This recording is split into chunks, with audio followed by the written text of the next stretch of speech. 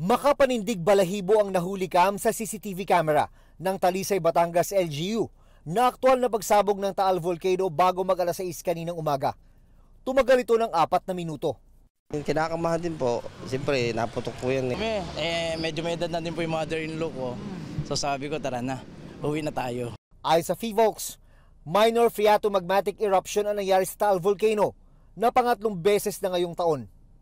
Una noong October 2, na sinundan noong October 5. Pero pinakamalakas daw ang kaninang umaga na umabot ng 2,800 meters ang plume o usok.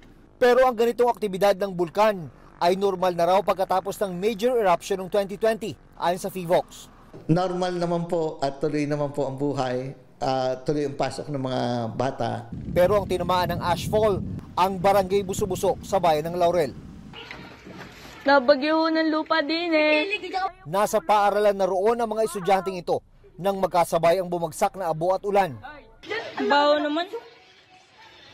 Putik ay putik. Ngayop tuloy. Wow! Sinuspindi agad ang klase. Parang puro putik po yung ulan niya. Kaya hindi sinuspend na po. Tsaka din po dun sa amoy ng bulkan. Yun lang po.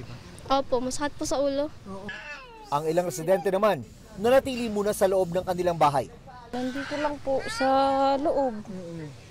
Hindi na po pinalabas at yun po, hinahapo po yung bata.